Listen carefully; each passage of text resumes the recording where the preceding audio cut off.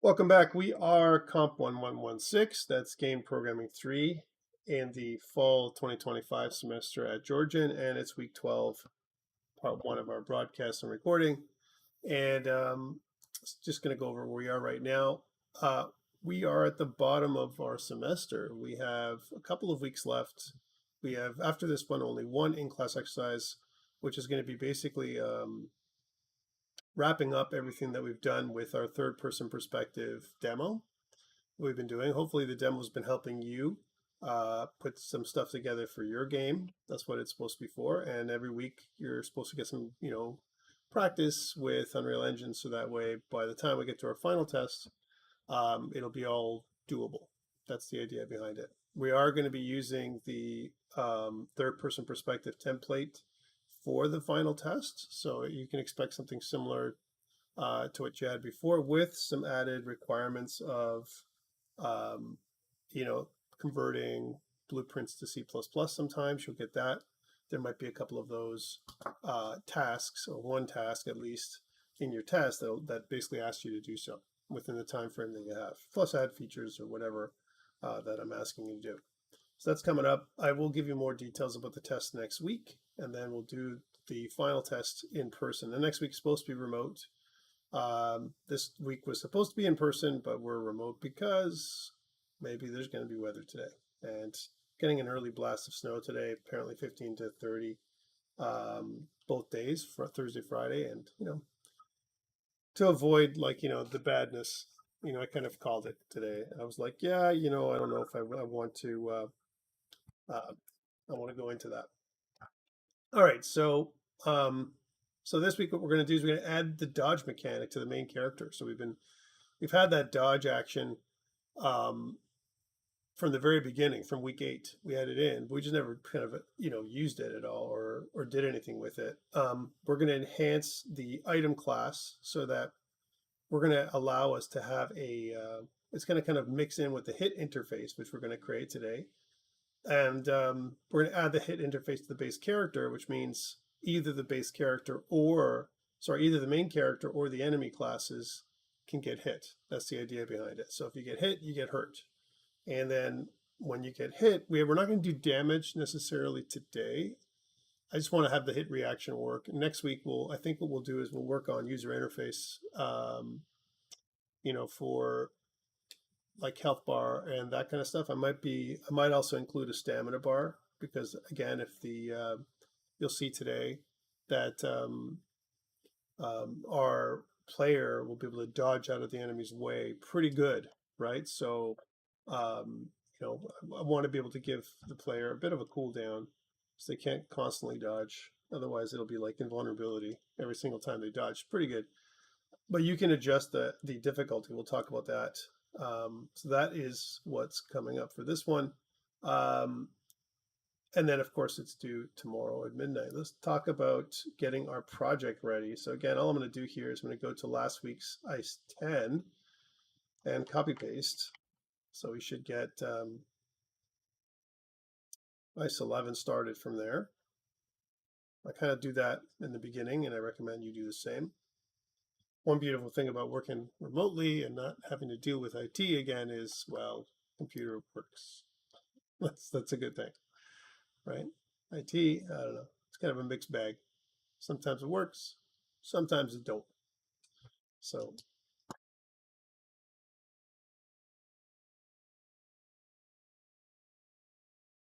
right, so there's that. I'm just going to rename this thing to ICE 11. And then just like normal, what I want to do with this one is I want to put this up on DevOps. I'm going to kill this thing, start scratch with Git. I think that's what I'm going to do there. I do have kind of everything set up for me to go up on DevOps. So again, what I'm going to do is launch Visual Studio.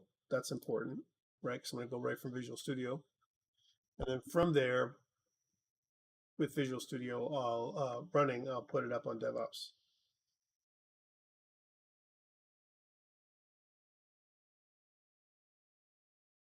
So hopefully you guys will do the same.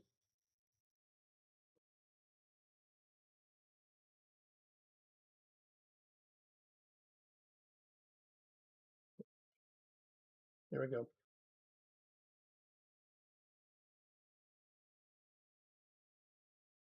It's going to load. It's going to take its sweet time loading. Let's move those away for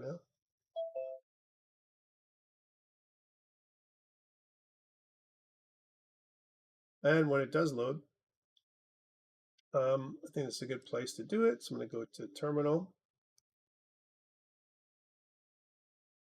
You can always hit on the Developer PowerShell tab at the bottom too. I'm going to wait for this to launch and start off my Git stuff like normal. So again, all I'm doing for the people who just joined is I'm just getting my in-class exercise 11 ready based on in-class exercise 10. In it first, Tom. Go.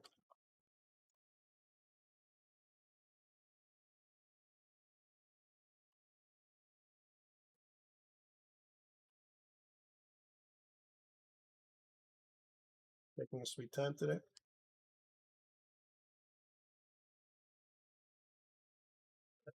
And while this is doing that, I will go up on DevOps and start the process of putting everything together. Might as well.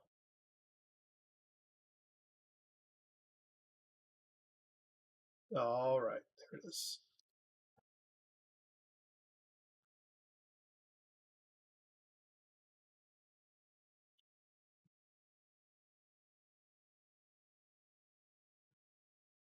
This is all stuff we've done before, so I'm not really talking much about it. You guys should know how to do all this now.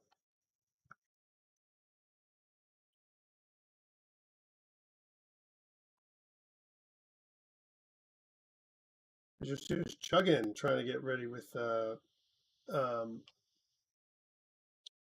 all the stuff for ReSharper. Okay, I want to do git branch minus m main. Still doing its thing, man. You just chug it. And then I want to grab these two things, right? And right click and paste. Hopefully, this will just go up on DevOps, no issues. So again, I'm at the DevOps point where I'm getting all this ready to go. And again, today, what we want to do is get that dodge mechanic working first, and then that finicky hit interface. Interfaces are weird because, again, students, when they first look at them, they're like, why are they there? What do we need them? Can we get things done without them? And I think what they do is they give us a lot of flexibility in terms of how we code. So when we're coding, and if we're, instead of duplicating our stuff over and over again, which is what we tend to do in the beginning, interfaces kind of make it clean, where we can create a different behavior with the same function across different classes. That's what it kind of does for us. It kind of creates this contract when we implement the interface. Okay, so we've put this up, and now it's a good spot to test Unreal Engine. Control F5, make sure that that works. Right, so let's go from there. I also want to talk about collisions a little bit today too. So collisions are always a weird thing, collision detection. The collision system, again, I want to review that with you guys. I know I did talk about it. I did talk about it with you before and how complex it can be. It's one of the most difficult things to understand in Unreal Engine because there's many layers to it. So it's kind of like the Unity part, the Unity, physics. In Unity, you can select, what things intersect or collide with what things.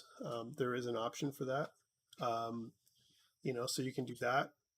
And it's kind of the same thing. So that's kind of like in project settings, you go into the collision area, and then you can or the physics, and you can decide what collides and what doesn't.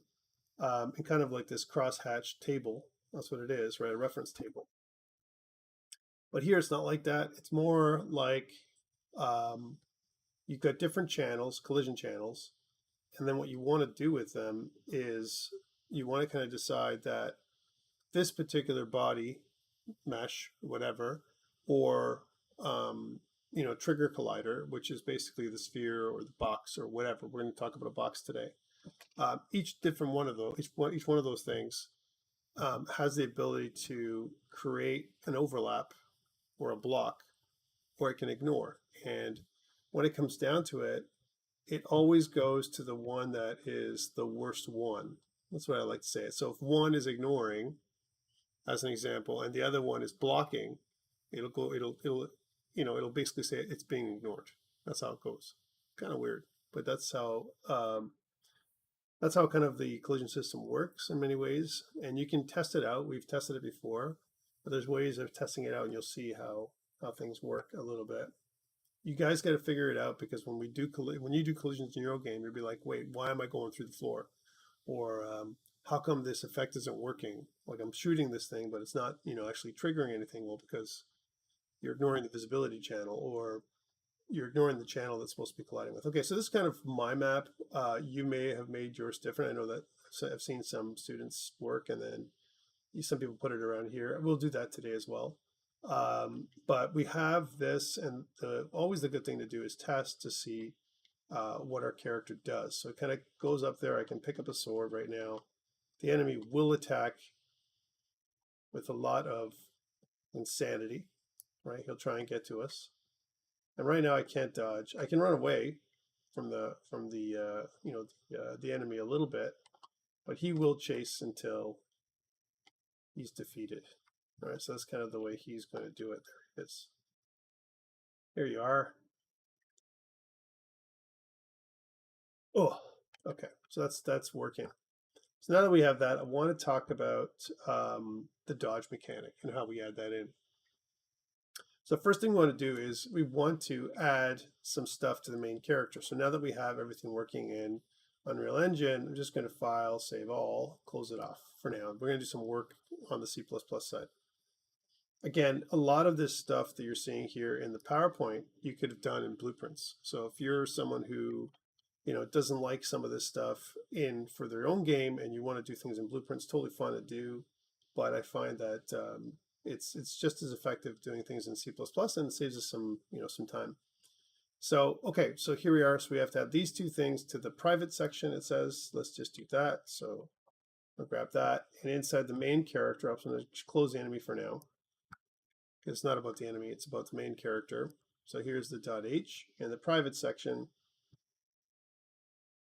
Pretty long, but you know, one thing when I look at Unreal Engine's C++ header files, and you see a lot of these meta tags, basically what they are is they're just like macros, really what it is. And these macros are just, like it says here, Unreal Engine reflection macros, which connect you. And you see a lot of that. And so you get like double the amount of lines of code based on the property. You might, I mean, if you were just going to do C++, you wouldn't need all those things, right? So that is an increase in those things. So again, in the private section, I'm just going to go right back to the bottom here, and then we'll put that in.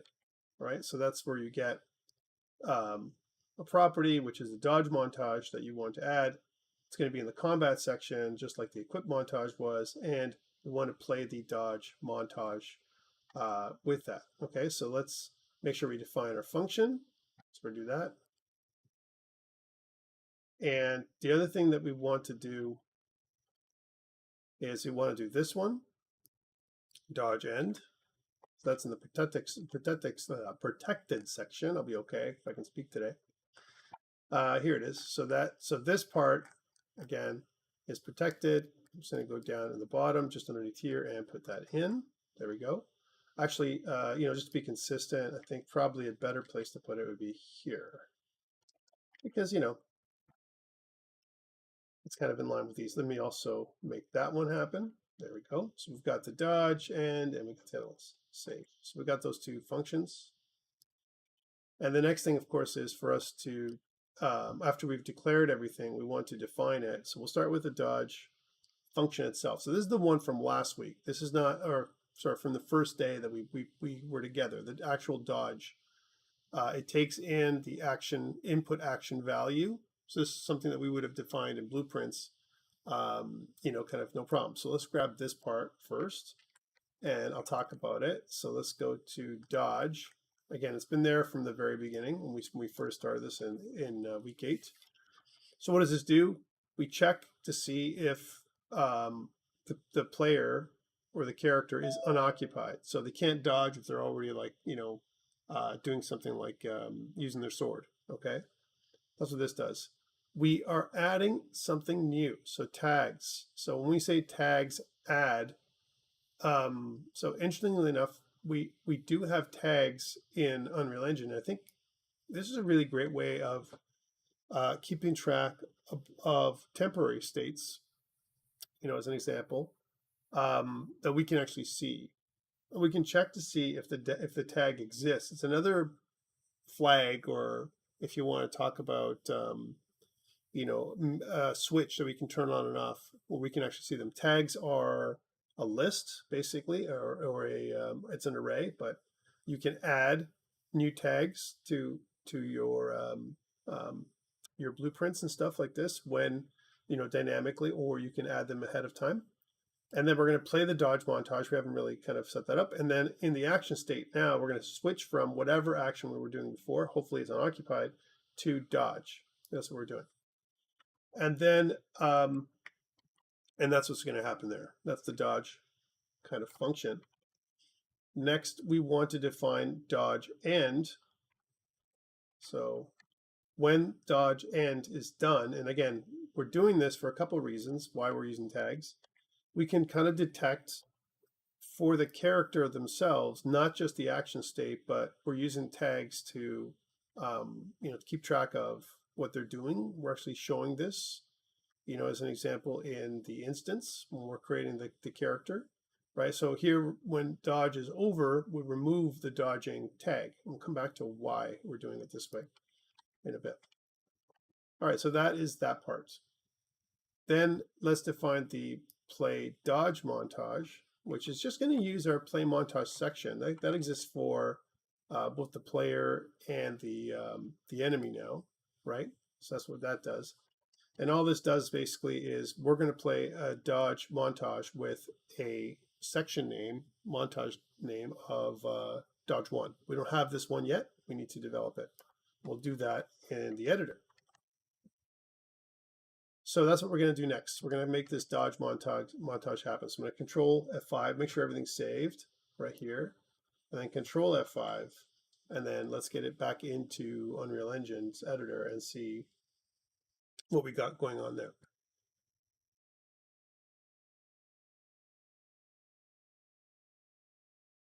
So again, we probably could have added this last week, but I thought, when I was going through it, I was like, this is a lot. Actually, it's a lot every single time we add things. I find that, we're adding and adding and adding, and it's a lot to keep track of everything. So here we are. So now we need to develop the dodge montage, right? So again, like it says here, what I want to do is go into Blueprint Character Animations. Let's do that. Proper folder, Blueprint Character Animations. And inside there, what I want to do is I want to make a new montage named AM Dodge Montage. So a couple ways to do this. You could select, you can go back to assets and do it that way, or you can just do it like this. You can say, go from here, animation, animation montage, and then select the skeleton that you're going to use. We're using Archer. That's the one we're using. And then we're going to name it AM Dodge Montage. Now, when we do this way, we don't have a animation sequence or clip, if you will, that is aligned with the default slot. Okay, again, we can have multiple slots. This is just the default slot we use in the animation blueprint. So now we need to pick an appropriate asset from the asset browser. And we do have one. It's called Standing Dive Forward. There's a couple of other ones too. Standing dive forward, armed left. So if I have, that's with when I'm armed, I'm doing this dodge. We can choose one where you're not armed. That's just the sequence I've chosen here. And then we're just going to populate that in here in the filter. And then from there, we'll find the one, drag it into the default group. There it is. And we can test it to see what it looks like. So it's kind of like one of those. Now notice it uses root motion, right? So before we move on, A couple things. One, we should name this Dodge 1. That is the section name that we're going to use. That's what it's searching for. Maybe we'll have alternate dodges, um, at some point. If we're continuing to develop this game, we'd have different kinds of dodges you can do. We could activate. Maybe there's going to be one where the character's not armed, as an example, and a bunch of them. For now, we're just going to use one. We also need to make sure that we are using root motion because we're doing this. So I'm just going to double click on this, which is going to bring us into our animation clip or sequence. Scroll down, and I'm going to select, root motion enabled, which is what I want to do, right? So if I don't enable root motion, which is up here, right, then it's not going to move. It's actually going to snap back. It's going to do its thing and snap back to where it started, which is not what we want. Root motion actually moves the character, changes the location of the character after the animation is done. So you can see the spline, a kind of graph that where the character is going to move now. Back to this. So back to the montage. Now that we have its root motion, we can see that it's going to follow this. This is what the dodge is going to look like. We have that. That's awesome. And then the next thing that we want to do is we want to add in dodge end as a notify. So again, notifies are messages that we send from the animation that allows us to do a lot of stuff like, when the character is moving, you can add notifies for sound. You can do a bunch of stuff like that. So let's go in here. And what we're going to do here is we're going to say dodge end. We're going to actually name this notify track. And then I'm going to go to the end where they're finished dodging, like way at the end of the clip here, of the montage. And I'm going to right click on the animation track and I'm going to say add notified, new notify, call it the same thing, dodge end. In fact, typically that's what I do when I create like a notify track. I match whatever name the notify track is, it's the name of the new notify. So that way I can organize myself. You literally could have one track for everything. You just put things in there and zoom in and do all that stuff. I've seen people do it that way too. I'm not a fan of that, so I don't do it that way. Let's also clear this. So we want to, clear the animation so it's not going to go from one thing to the other if we ever add another one. I'm going to save that. So that is our dodge montage. That's it, all right? Now let's see if we can actually connect it, because after we've got this, there's a couple parts. One is in the animation blueprint for the character. So that's, again, character animation blueprint. We want to connect the dodge montage now. So we're going to say dodge end. So there's that new notify we just made. And we're going to get the validated character, validated get. Again, a validated get, for those people who forgot, is just a check to see that the character exists before we try and do this kind of stuff. Because again, just like in Unity and other game engines, you don't know when the character is going to be instantiated in the game, instanced. So it could be that, or if the character dies and you remove them, as an example, because they're dead, all those kinds of things you want to avoid. So okay, so here we are with the dodge end, and now what we want to do is call that dodge end function we just made. Dodge end, there it is.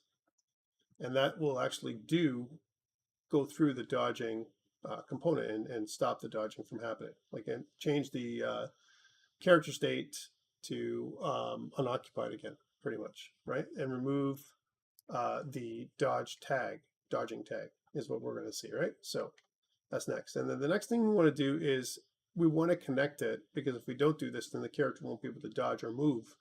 So a good example of this is if we search for something, if I try and actually make the character move now, he won't even move.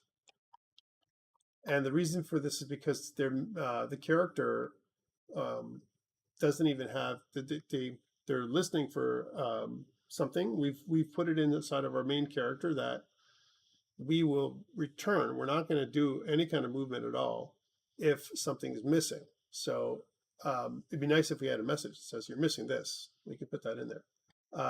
But here, what we want to do is if we open up the character blueprint, we want to go to combat, and you can see that there is a dodge montage that is missing. That's why it can't move.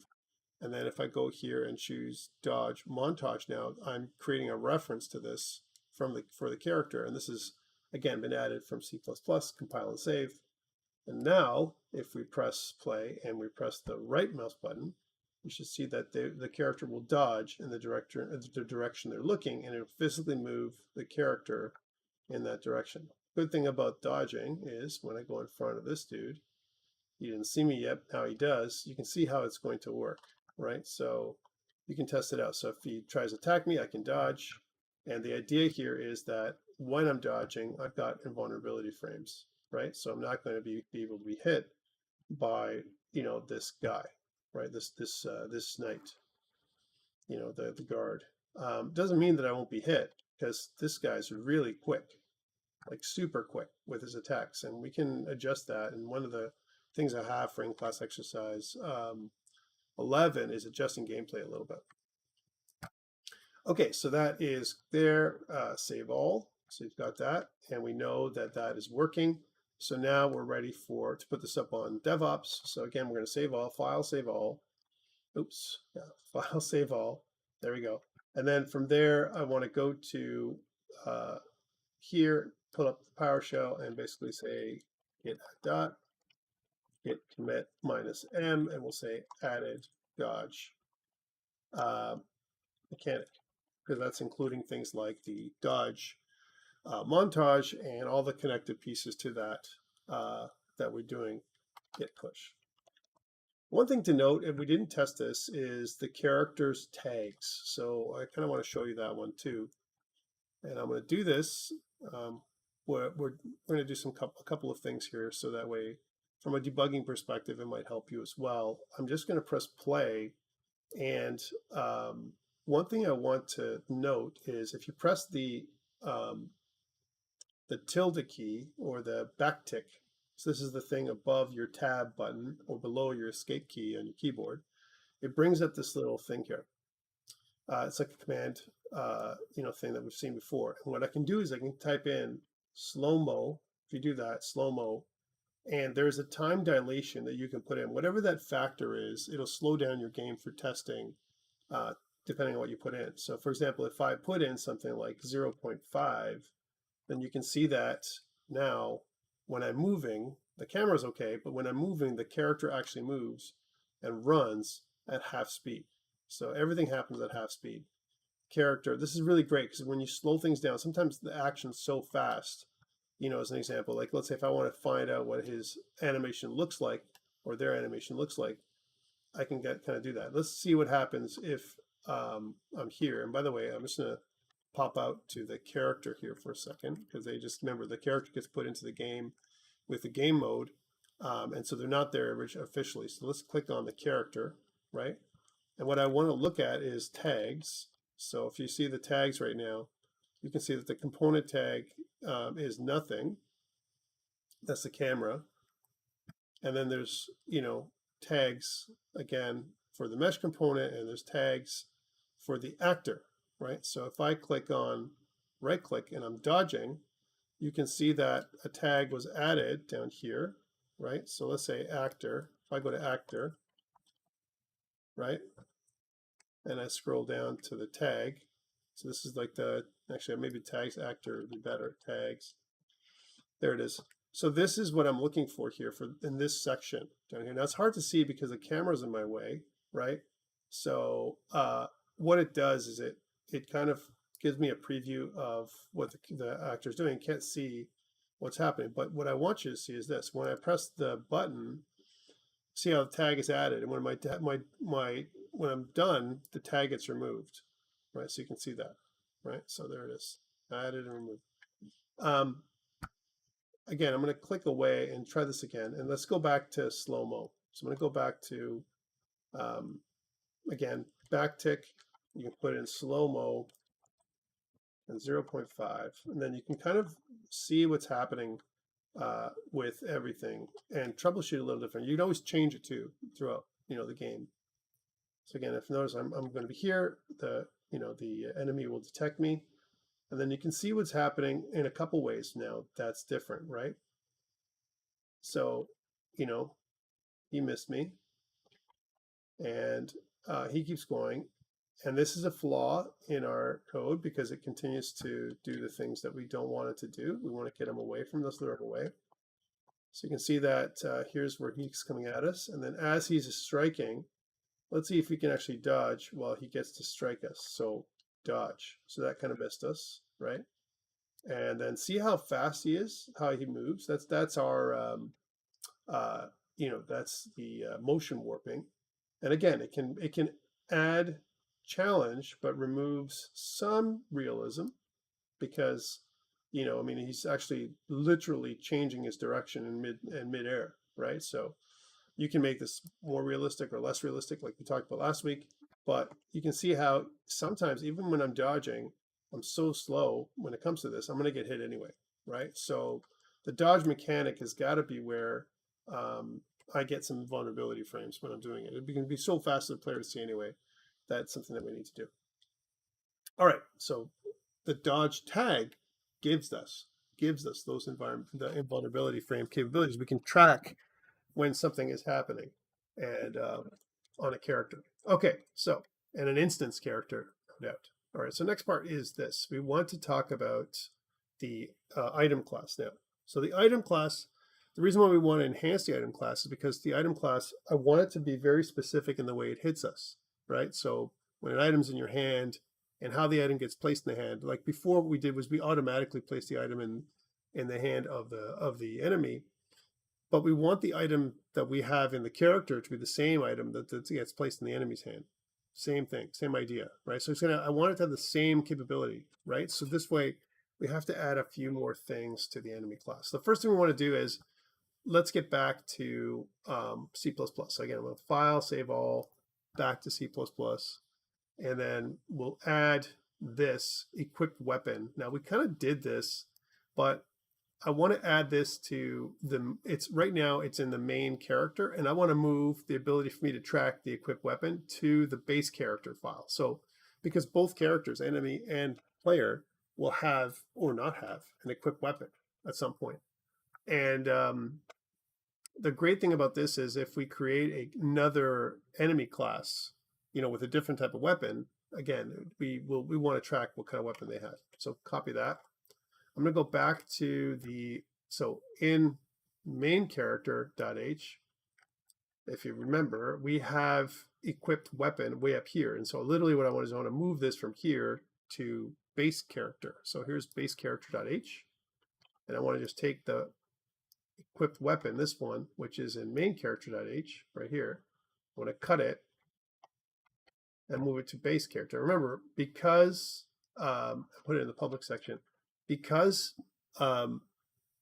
main character inherits from base character, they don't lose anything in this exchange when I kind of move it over. Right now, it's asking me in the main character, in the base character, it doesn't know anything about a item, right? So it's asking me to do a for declaration. I'm going to say class a item. There we go, because it doesn't know. Or I can include it. I don't think it's a good idea because, again, we talked about that many times. So I'm just for declaring it.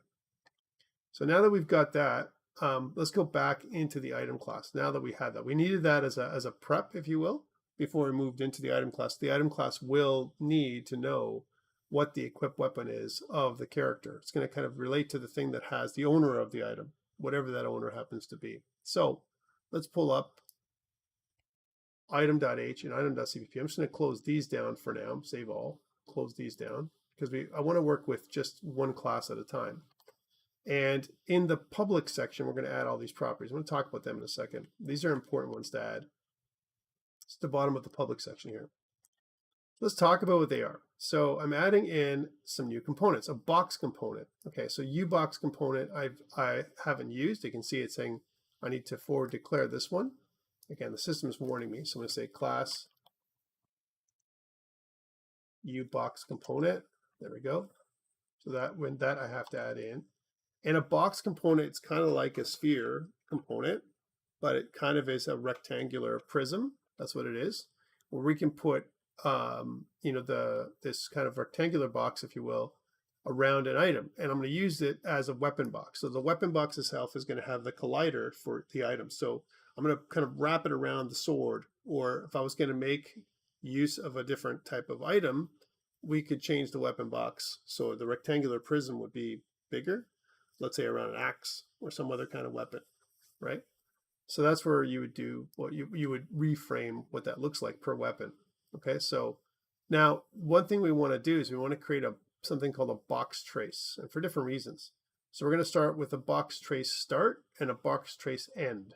Okay, so that box trace is actually going to create a place where I'm going to actually do the collision detection, right? So when I'm swinging the thing, the sword, I can detect it this way as well. Okay, so we're going to use both things, both a U-box component and tracing, like a ray trace equivalent.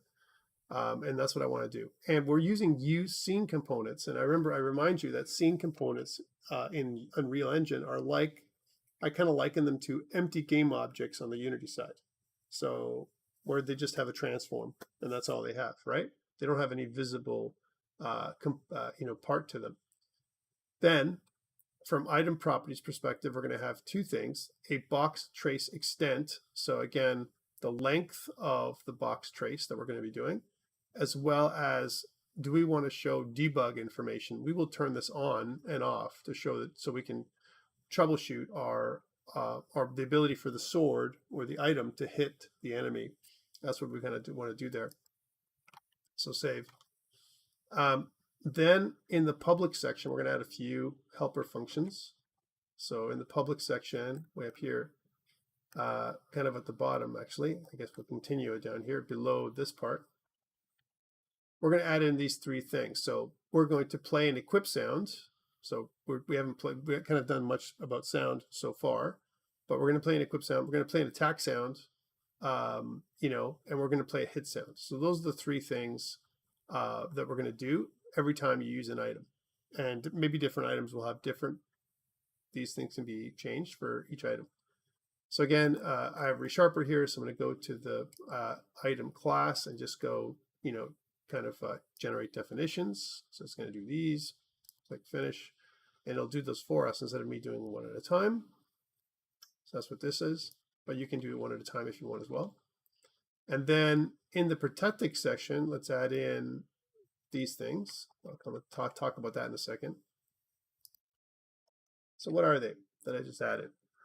So we have the equip item function that we made together. That was something that you had to do. We also have a new thing, on box overlap. So this is where the actual box itself overlaps with, whether it's an enemy or a player, the box that's going to surround the blade of your sword, or maybe the blade of an axe or something like that. You can make that happen. That's the on box overlap event that we're going to create. We're also going to do damage. So for now, we're going to actually apply damage. There's no health right now for the character or for enemies, but we will get to that. We're also going to have a little helper function to check to see if the actor is the same type. So if I have multiple enemies, I don't want them to hurt themselves. So we're not going to have friendly fire. Okay, we're going to avoid friendly fire altogether. I know people like that, where enemies can hurt them. You can lure one enemy to kill the other one. I'm not doing that. We also need to add in a couple of references to use sound base. Use sound base is the sound class. I'm just going to put that up here. So again, I'm just going to go class use sound base. We need to kind of forward declare that to make the sound.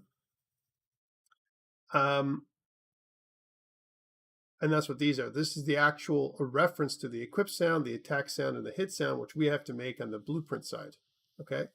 And then finally, we have the actual box trace itself. So even though we have on box overlap, as an example, that's what happens when we overlap. That's the event for that. And the box trace event does something different. Okay, so we're going to talk about these three things and what they do. Again, I just want to go up to the top here and add those function definitions as well. There we go. So lots of function definitions we just added in. All right, first thing, now back in the CPP, what we want to do is we want to talk about adding these things in, to the constructor function. So the constructor function, so far what we've done is we've added an item mesh, bespoke. It's called item mesh to the item itself. whatever that is. But now what we're going to do is we're going to add in a weapon box. Again, it's plaguing me to add in box component. I'm just going to add that in as an include. Should be added as component, box component. And then let's go through it. So it creates a default sub object that's instantiated in the object of type box component called weapon box. It's going to set the collision enabled to no collision. So in the beginning, it's not going to collide with anything. It's going to change all the collision response to all channels. I talked about this earlier today to ECR overlap. That's just the collision response enum. So overlap. So it's going to overlap everything. That's what it's going to do. Sets the world location to 0, 0, and minus 70. So this means that because the weapon box is going to be attached to the item mesh, that's what's going to happen. It's going to adjust the weapon box to minus 70, and this is just what works with the sword. If we were going to do, we could modify this. If we had, like in the sword, it's in other items, we would modify these numbers to make sure that they worked. When we derive from, the base weapon that we'll see later. Here's the box extent. So that's the box extent. So we actually we kind of scale it. That's what this does. So what the box looks like. And then we attach it to the item mesh. The box trace start and box trace end, again, there is no visual representation of these things, but they're just going to tell us where we start and stop our the tip of the sword and the beginning of the sword. We're going to use that for different reasons. So that is the first part that we do in the constructor function. We've set up the box around the weapon and so on, and we've got a few functions now to define. Next, what we want to do is we want to create that binding between the weapon box that we just made, this like box component, and we're going to do that inside the begin play. It's just like we've done that for the interact radius, where we have two parts to the interact radius, right? We have a connection to when we begin overlap, on component begin overlap is a default for a sphere radius, a sphere component, and on component end overlap, when you leave the sphere, what happens?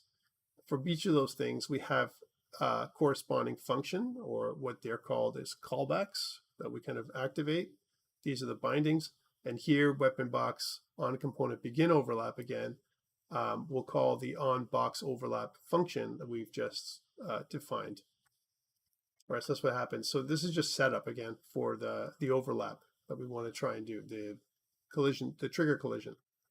Next, here's the on box overlap. So what do we do when we're overlapping? This is what this does. On box overlap. Again, if I want to go there, I can just jump to on box overlap. It's down here. And inside there, it's going to be like this. Okay, so let's check this out. So one is it's saying U gameplay statics, because we're applying damage. It needs the Kismet library, and we're going to use gameplay statics.h. So we're just adding that in as an include. Let's go through this. So again, we say that base character, we want to cast the other character, other actor that this box is overlapping with. Let's say, for example, I'm hitting an enemy. So if the other actor is a base character, then this cast will be successful. And then we're going to check to see if the other other actor is not equal to this, so we're not overlapping with the item itself. Base character exists, that's what this is, and base character's equipped weapon is not equal to this. Okay, so that means that if all these things are true, right, as an example, then so in other words, like the thing that we're overlapping, it's not like they're striking me with this weapon. Like they're striking yourself, basically, is what's happening. So you can't strike yourself, okay? Because then what happens is, imagine a character, he's going to be using this as well on any item, and he can swing, and if he's overlapping with his capsule component, because he's using this animation, he's swinging, he'll overlap the box that's on top of the sword or an axe or whatever he has in his hand, right? Will overlap with his capsule component, and it will interact with it. We don't want that to happen. So that's why we're doing this part, okay? Then if actor is of same type with the other actor, or the other actor has a tag that is dodging, so there's this there you go right here. This is the invulnerability. type. When the actor is dodging, this is where we're using it, right? Then stop what you're doing and do an early exit out of this function because you don't want to do anything. Okay, so that's the on box overlap. That's what it does. Okay, then we create a hit result because we're going to need that. The hit result is just a struct that's going to contain some properties that we want to track. And we're going to call box hit, and we're going to pass a reference to it to the box trace function, which we haven't defined yet. Then we're going to apply damage because we've actually done a hit here. That's what we're registering a hit. We're applying damage, and the damage is going to be 20 points, right? The damage causer is the weapon, and the damage class is null pointer. We're not actually caring about that. We're going to play a hit sound. So some kind of hit sound that we're going to hit with this one. And those are all the things that we have so far. Box trace. Let's do the next part. Well, after actor is of same type. Let me talk about how that is done. So actor of same type, right, is we're going to get the owner, right, as an example. And if the owner has a tag that is enemy and the other actor has a tag that is enemy, so if your enemy is striking the enemy, this doesn't work on the character because it's a single player game we're making, so you're not going to be able to have, you're not hitting another character now. We could have done this differently if we're checking to see if the enemy is of same type, like for example, a player or non-player character, NPC, right? So let's suppose you had a companion with you. You don't want to hit your companion by accident. Then you could put additional things in here for your companion, okay? So but for now, all we care about is the enemies can't strike other enemies. There's no, there's no friendly fire. Okay, so that's one part that happens. Next part is we want to play some sounds. So this is the first part. Remember how we do this? We check to see when we're playing sounds if the equipped sound exists first. Does the sound exist? Did you make a reference to it in blueprints? That's what this means. And then you're going to play the sound at location. So it's not a 2D sound. It's an actual a sound that's in 3D. And then we go next. That's your attack sound.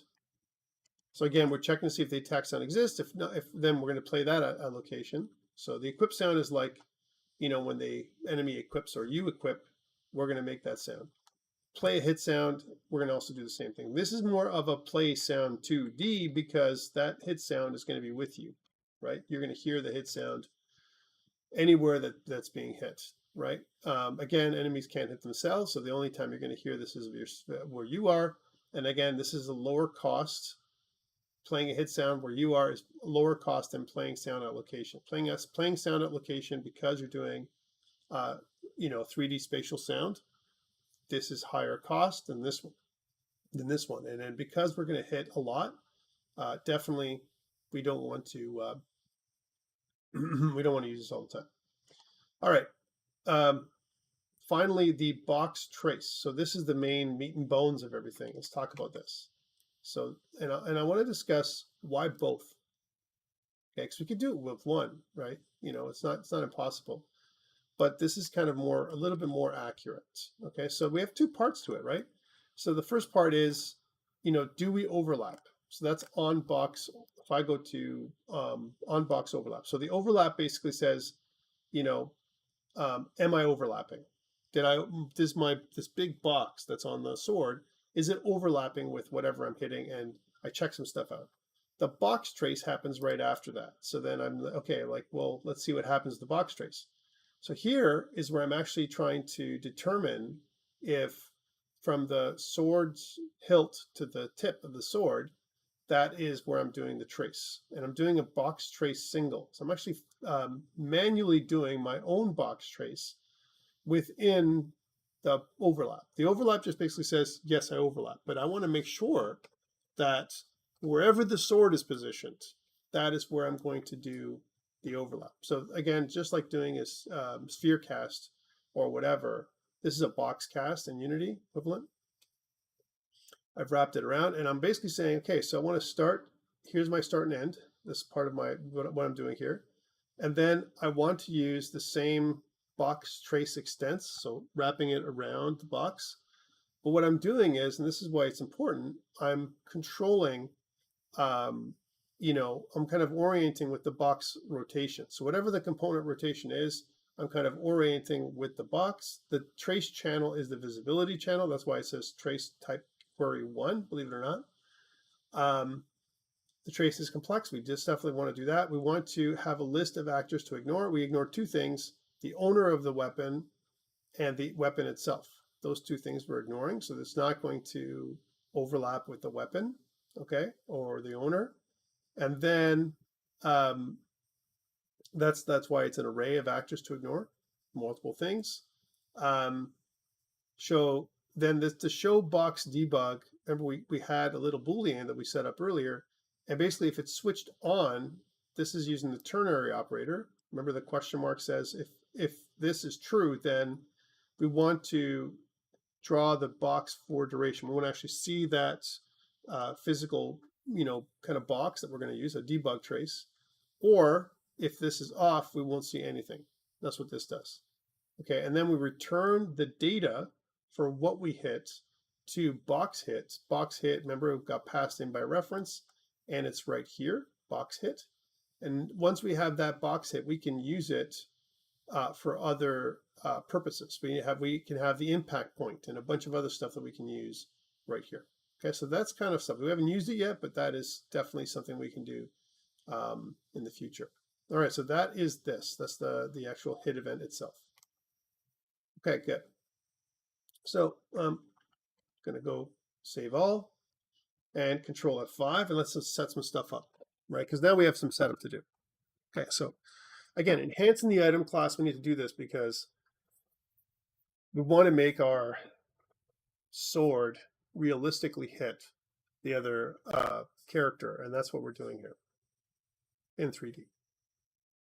And 3D is tricky, right? 2D, I mean, it's like a little easier, you know, but 3D, there's lots of stuff going on. All right, back to this. So let's go into, here's main character we're opening up, and what it says here is a couple things. It says, let's open up base weapon. So base weapon is here. I'm going to close these down just for a second because we don't need them. So I'm going to go into items, weapons, base weapon. Remember that all these other items inherit from base weapon. So here it is. And we see some things we did last time. We did the equip item and equip, right? And now notice that we have a weapon box. We never had that before, and a box start and a box end. If I go to the viewport, you can't see anything here because there is no default mesh enabled. You can't see a default mesh, but you can see the weapon box, and it's basically in the shape of the sword or the sword itself. There is nothing there right now.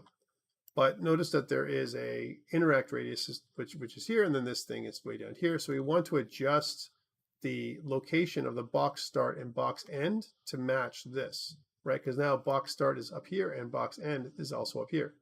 So instead, what we want is for box start to be at -20. That's on the y-axis. Oh, sorry, the z-axis, which is that's the start of the hilt. Remember, the hilt actually points down. And then the box end is at the end of the object, so it's -120. So -120. You can see that from box start to box end, it kind of maps the length of the actual weapon box itself. So that's the first thing. Compile and save. Next, what we want to do is we want to open up the sword blueprint, because if we're doing it specifically for the sword, it'll do other things when we use other weapons, let's say an axe or whatever. So I'm just going to close this base weapon for now and go into the BP_sword blueprint. There it is. And again, open that up. And inside there, we want to add in for the equip sound, the attack sound, and hit sound. And that's, you know, if I do combat, there's nothing. Item properties, you can see that there's stuff. There's that box trace that we talked about. And then if I go to sounds, there's that sound, right? So equip sounds, we can choose the related meta sound. All right, so if I type in SFX, you know, and we want to find this shink sound, so it's going to make a shink sound. So shink, there it is. And then the attack sound is going to be the whoosh, some kind of whoosh sound. There it is. Again, we're using the meta sounds this one, not the cue. Meta sounds are different than cues. I'm not sure, did Steve cover meta sounds with you guys at all yet? I'm not sure if he did, but hit sounds is hit flesh. So hit flesh, there it is. Again, we want to use the meta sound. Let's look at one of those for a second and kind of define what that looks like. So if you look at it, it's kind of a graph that looks like this. This is what the meta sound looks like. The meta sound, great thing about this is it can combine multiple cues. So cues are very simple, like sound cues. Here, what we want to do is with the inputs, so this is hit flesh. So in this case, this is your input, for the thing. It's a wave assets. You can see that there are 3 elements we can use for hitting flesh, right? 3 of them, right? And each of these 3 elements, hit flesh 1, 2, and 3. You can play them. That's what it looks. So let me turn that on so you can hear it. Here is the hit sound. So you can hear this one, or this one. So 3 different ones. And instead of it playing the same one all the time, what this allows us to do, this setup, is basically allows us to shuffle the wave asset array that we've got going on, right? So that's what it does, which is great, right? So that's what the array does. This hit flesh array allows us to look at these 3 array elements. That's what it does. And it goes, basically shuffles through them all randomly. And then I'm just going to pull this in so you can see it. There's the input. It has this wave, the shuffle component. And then the shuffle component, what it does is from there, it goes into the wave player. So whatever I select gets played. The other thing that happens is we want to do a random adjustment to the pitch. So we do a pitch shift. So again, it comes from the source. We do a random float that goes from minimum of 8 to maximum of 10 in terms of like the pitch. You can change these numbers again if you want to make them different. And then it changes the pitch. The other one we want to do that we want is also multiply, the sound, if you will. So we can make it like louder or softer by doing it like this. So basically what this does is it kind of takes the sound and then we change the value, the outgoing output of that sound, so the gain, if you will. We kind of, between 0.5 and 0.9, it's going to be softer or louder, and that's what's going to be output. So if you try this out, we play it and try it, you can hear that sometimes you have soft sounds, sometimes you have loud sounds. And again, what it does is it creates this really cool little effect. I've added these in here for you so you don't have to make the meta sounds yourself, but that's kind of how meta sounds work, and that's why they're preferred over something like just using a cue. All right, so that's what it does. Whoosh and shrink don't really have that variability, right? So if you looked at whoosh as an example, let's go to that one. So you can see that there is random, right? So here's random, but it's not actually changing. There's not a random shuffle because there is only one source that you're playing, right? You only have one sound that you're playing here. So there's the source sound. There's also, you can also play you can also use attenuation here it is. There's the wave sound that you can play. So it sounds like that. And all we're doing is we're playing around with the, well, a couple things, right? We're pitch shifting it. So it's not going to sound like that all the time. So sometimes it'll be higher, sometimes it'll be lower. And then we're also changing the value of the sound. So the loudness, if you will, the gain, right? So if we play this one, sometimes we get a higher pitch, but we have enough variability so that it's not boring, right? That's what the beautiful thing is about using meta sounds. Really great. All right, so now that we've got those sounds in place, we can make sounds with the weapon. And the next part is, we can also check out, before we go further into C++, let's check out what the sword looks like in the viewport. So notice the sword now has a couple things, right? The sword actually has this box around it, right? And we're using this box as a collision for collision detection, right? That's what we're doing, right? So when the box collides, with the enemy or the player, right, then it's going to interact and create this interaction. We can turn this box on if you want to see it, but right now we're still working on getting it equipped, right? So that's the next part. We want to make this equipped automatically, for the enemy.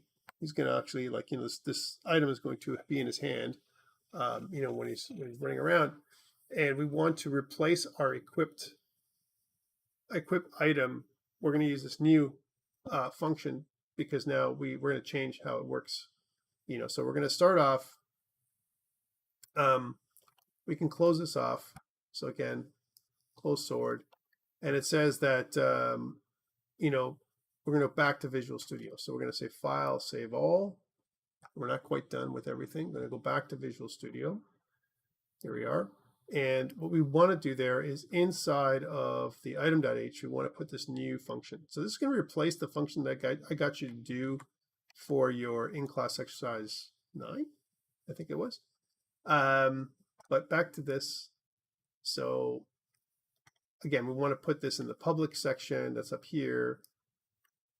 And I'm just going to kind of pop it in there. So that's the equipped function. The equipped function needs a reference to the character instigator, which is of type a base character this time, not a main character. This is why we had to change some stuff too, because now we've moved to a base character class, right? So again, it's asking for options. We want to forward declare a base character class, a base character. Now notice we also have a main character. Again, we should think about whether we need that or not. Here, character is a main character, right? And that's in the item.h. So we'll come back to this. So now we want to define the body of our function. Again, I'm just going to go here, and since I'm up here, and go generate definition. There it is, only one. It gets generated, and that's equipped. And then we want to define our equipped function. Let's go back there and do that. So there's equipped. And I want to go through kind of similar to what we already did last time with a couple of changes. Okay, so 1, check to see if the character instigator exists. We did that with our own little function I got you guys to code. Next, we want to set the owner. So the owner is almost like a parent where you can create a relationship between two different actors, right? That's what it does. So basically it says, like, this owner is something that's really, you're related to this other thing. You're creating a relationship, which is kind of a neat way of doing things, set owner. Item state, when you're equipped, the item state is equipped. We're going to also say that the character instigator equipped weapon is this, right? So remember, character instigator now could be either a character instead of being main character, or an enemy. That's why we had to make this change, right? Because before it was only for the character they could pick up an item. That's when we did that item interaction. Then we set the collision up. Again, we ignore everything. We set up the collision enable to no collision. And then, because that's what we want to do with this item, we don't want to collide. We attach the mesh to socket. That's what we're going to do, whatever the socket is that we're going to be passed in to the item, right? The interact radius, we destroy it. We did that last time too. We're going to play the equip sound now, right? So that's something we're going to do, play the equip sound of the item. And every item is going to have their own equip sound. For now, it's going to be, like an equip sound for the sword. And we're going to check to see if main character is the one that is equipping. If they are, this is kind of, so it works both with the enemy or the main, because before it was only working for the main character. We didn't need to have this check. And there is where we're going to change the action state and the character state, which is what we did differently the last time. Okay, so that's the equipped function. And you can see that there is equipped item. An equipped item is very similar to what we did. The difference is it's a little bit simpler because we don't have, we suggest the right-hand socket is attached to component. That's automatic. We're always doing that. This way we're going to be able to, with our new function, we can attach it to whatever the socket that is said.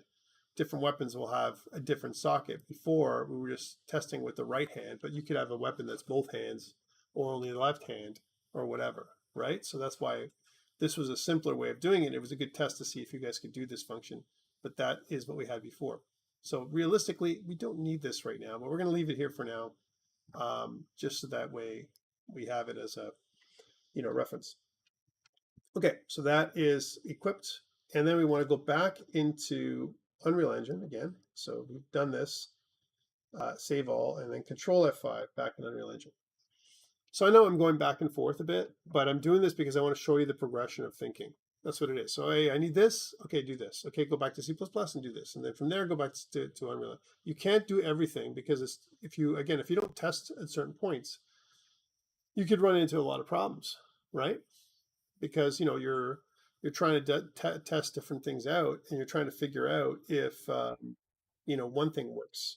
If you do everything at once, then you have a lot of errors, a lot of things that go wrong, and you have to really backtrack. It's too much to test. You want to kind of break the problem down in chunks, and that's what we're doing here. So okay, so next, what we want to do once we've done this is let's change the event interact now, instead of what we had before, to work with this. Notice it says right hand socket, but that specifically is for the base weapon. We can override this right hand socket, and we can put in whatever socket we want. That's why we made this more flexible.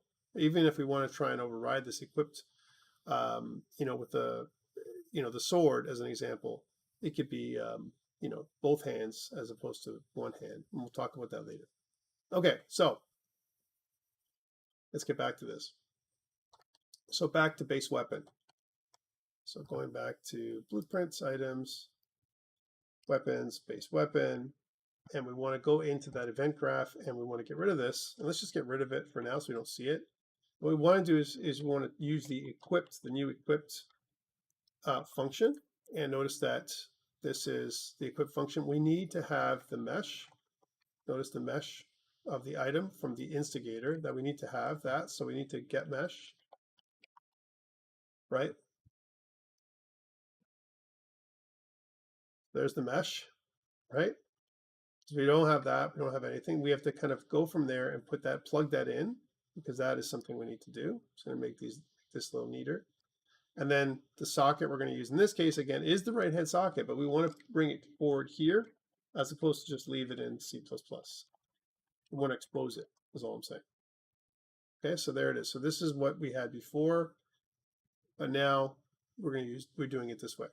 Okay, so we're using the event interact for the base weapon in order for us, when we're interacting with it, it's going to snap to our right hand by default. Okay, now we can change this event for different weapons because it is an event that exists for the interact interface. When we have another item, like for example, if I was to do it on the sword, we could specify a different interaction with the sword if we didn't like it. We just double click on that and it would create the event, and we can just do different things. So instead of equipping the way on the right hand, maybe it would go on the left hand, or maybe it would do something else. Okay. Okay, so that's that. The other thing we have to do is we have to remove the sword mesh now from the enemy. So it's not here anymore. So again, going back to the enemy class, I'm just going to get rid of this and this, and go back to the enemy. And here's the enemy class. What I want to do is here's sword mesh. Now what we had done before is we kind of loaded the sword manually, and we parented to the right hand socket. And that was kind of a quick and dirty solution to this. But instead of doing it this way, the sword that we want is, instead of making it just a sword, this is just like the sword that we're adding in to as a sword mesh.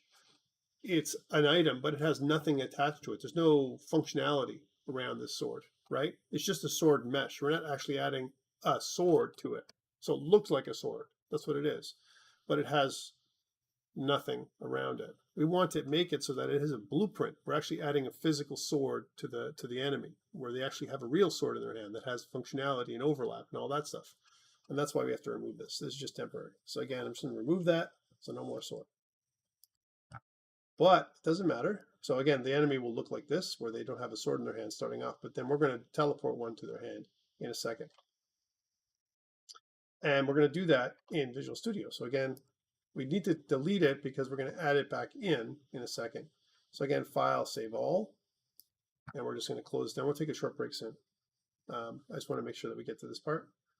And there's a few more slides left, so don't worry. After we're done this section, we'll take a short break. Let's go back to the enemy. So enemy.h, we're going to close item now. So we don't need that. We're trying to work with only one class at a time, so we don't confuse ourselves. So I'm going to put enemy.h up.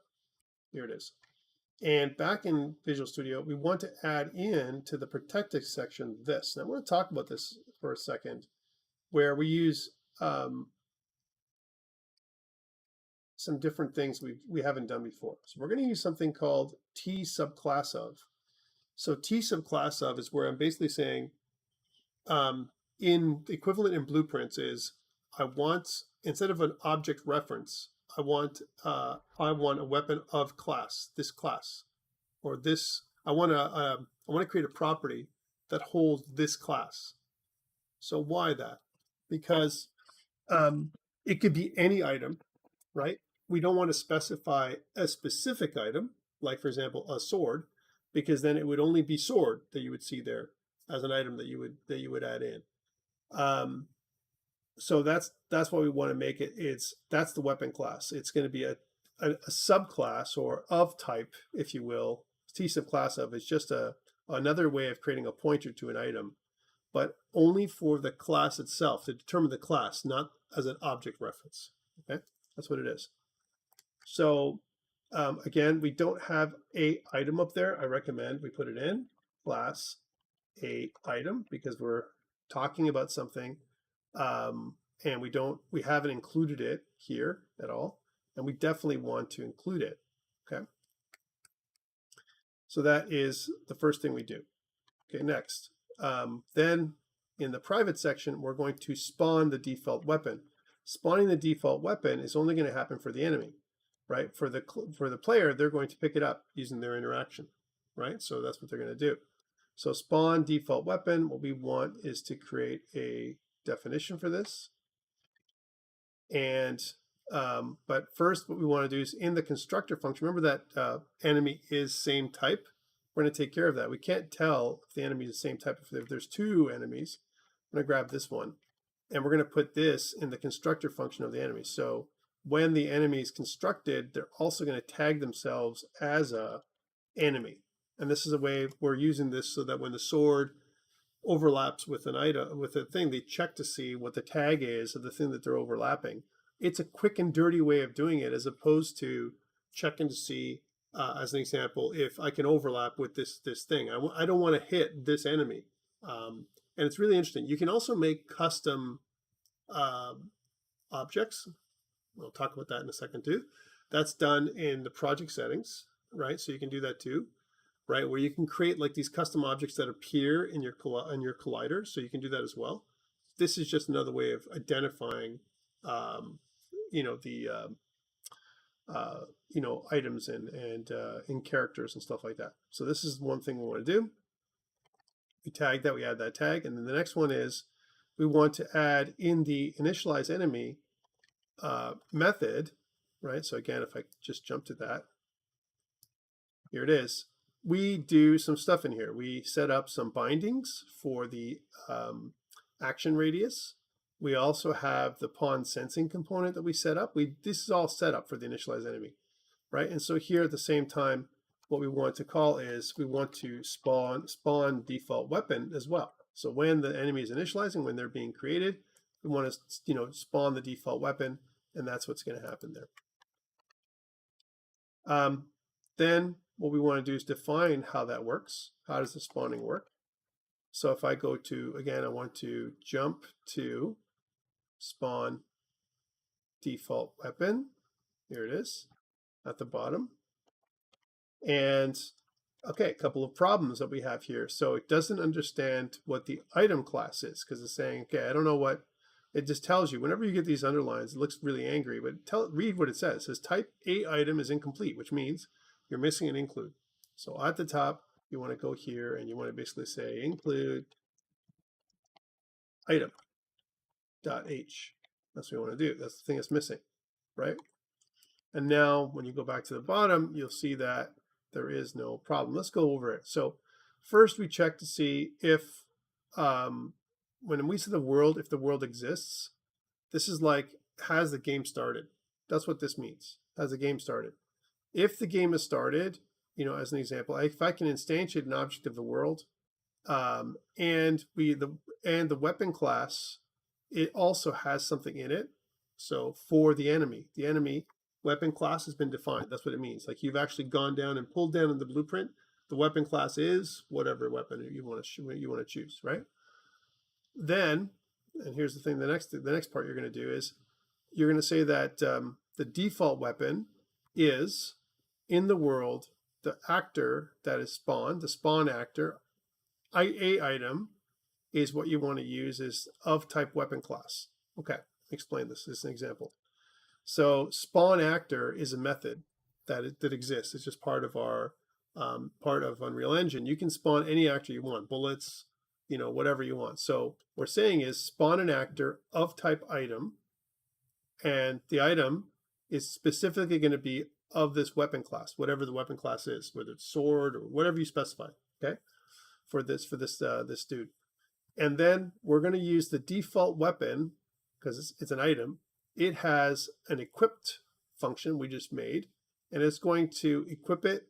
We're going to get the mesh of this object itself, which is the enemy, and we're going to pass in the right-hand socket, right? So specifically the right-hand socket for this one.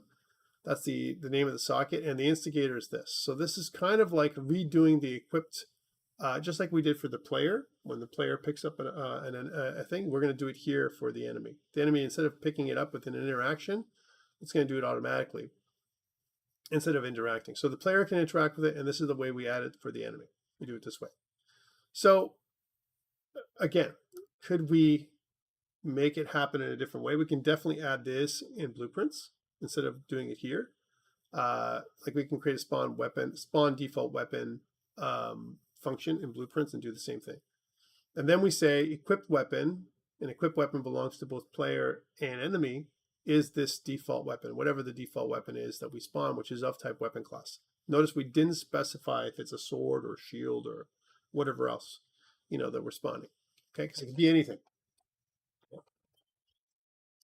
All right, so that is spawn weapon. We're going to do that when the enemy starts, and this is a great place to test this, and we'll stop after this. So let's do this. So save all, and then we'll control F5.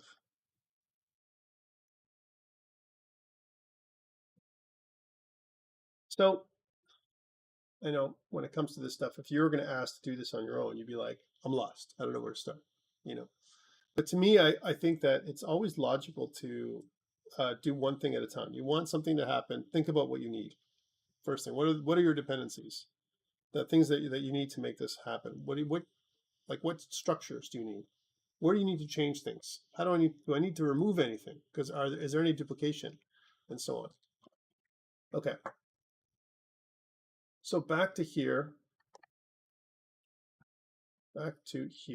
right? One thing we need to do now is we need to define in the enemy the weapon class. Notice that BP_sword is what we have here. Let's show you what I'm talking about in weapon class. So going back to this, and if I go to the enemy, and if I go to, for a couple things here, this is in the action category. So if I go action, then there's two parts. The equipped weapon, right? Do I have an equipped weapon? The only one that shows up here is the sword too, that's inside the, that's what we have in the test map. That's not it. Okay, we can't, that's what's going to show us the equipped weapon. The weapon class itself is up here. So this is kind of like, the other things we're going to put in there. So notice that there's a list of weapons that we can put in. These all match the weapon class. That's what it does, because they're all weapons. They all inherit from base weapon, right? So bow, dagger, blah, blah, whatever. All this stuff is here, right? Now, we haven't done work on the great axe and all these other things since we've changed stuff. So there are going to be some changes we'd have to make to these other things to make it work. But let's use the sword, because that's the weapon that's going to be instantiated. So weapon class literally just is a filter for us. So it only shows up, the item only shows up with the thing that we want it to we want to use. So again, going back to that spawn item, 1 second, it basically says spawn actor of class, weapon class. That's what this is. And remember what this is if I did it in blueprints, if I said spawn actor, look, there's a spawn actor from class. So spawn actor from class, here is the class. This is the class reference. This is T subclass of that I talked about before. So instead of you having to select this thing, spawn actor of class, is what we're really doing here. Spawn actor of class. That's what we're doing here, right? So again, if I bring this up, you'll see spawn actor of class, that it has a couple things, right? The transform, it has the collision override for this thing, and a bunch of stuff. And inside the class itself, it basically says a couple things. We don't specify these things. So spawn actor, as an example, has some things in here, okay? The spawn parameters, which is by default, they have some default parameters. You could define actor spawn parameters if you wish here, right? But we don't need to for a couple reasons, right? One, we're spawning the actor and we don't care about collision handling. It's the default, right? The spawn transform is going to match the spawn transform of the mesh that we're going to spawn it into. That's what it does, right? And all we really need is this part. These parts are already defaulted. Notice that's what that is, right? So there are other things. We can change the scale and who owns it and all that stuff. So the owner of the object, and we haven't done that here either, right? But we could, right? So the owner and all that stuff could be added in. But we just need to know the mesh. What are we adding it to? What when we have the item, where are we equipping it? Here is where we're equipping it. Okay. Okay. So that is what we're doing there. And now that we have that, if we compile and save and test, you'll hear a shink sound, right? Because our lovely enemy now has the sword in their hand, and it's a real sword. It actually has all the functionality that we're going to have in a second when we pick up our sword. And we also hear the shink sound when we pick up the sword, okay? We don't have any of the other sounds because we haven't programmed those in the attack montages. But we do have the item improved now compared to what we had before. All right, so let's put that up on DevOps. And then we'll take a short break. File, save all. And then here we are. We're going to go here to this, and we're going to say git add dot, git commit -m, and we'll say enhanced item class, right? And really what it is there's a lot of stuff we did here. We could have made a few more commits because we've done a bunch of things here. Like we've changed the way the enemy spawns the item in their hand. We've changed the way the item collides, right? That's what it's kind of a catch-all. We just said enhance the item class. Like it does everything. Like now it does damage. It makes a sound when it's drawn. It makes a sound when it hits. All these things, right? It makes a sound when it's being used, when it's being attacked. So there's 3 sounds we're associating with it, and a bunch of other stuff. And all these different things make the sword more, or the item, any item that you draw, more useful. All right, let's take a short break. We're sitting at 9:26. I've gone for about an hour and a half almost. And then we'll do the second part when I come back. Okay? And we'll be back. I'm just going to grab a coffee and stuff. So about 5 to 10 minutes.